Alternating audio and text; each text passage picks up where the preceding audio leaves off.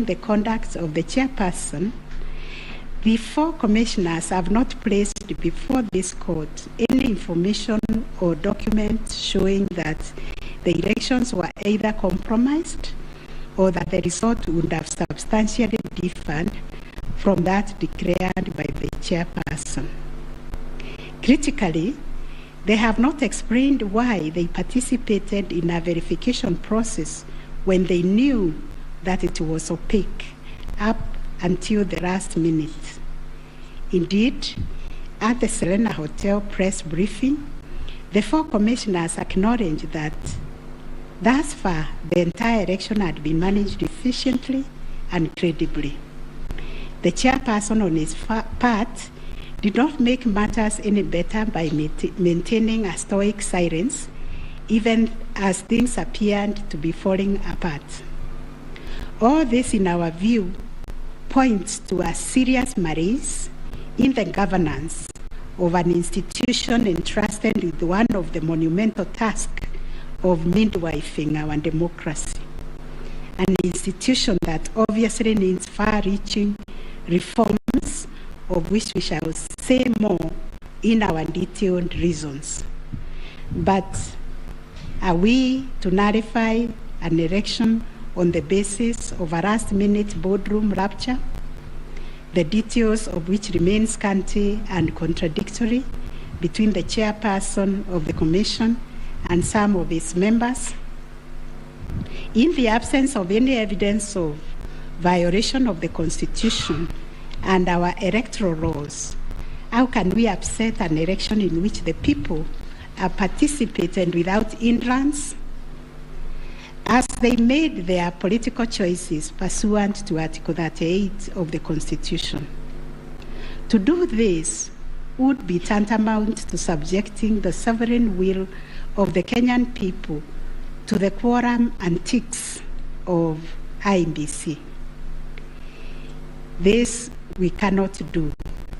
Clearly, the current dysfunctionality at the Commission impugns the state of its corporate governance, but does not affect the conduct of the 2022 election.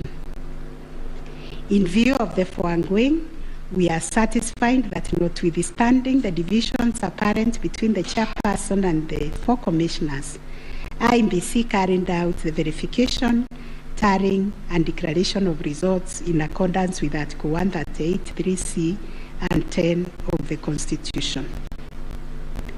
Issue number 7, whether the declared President-elect attained 50+1 of all the votes cast in accordance with Article 138 of the Constitution.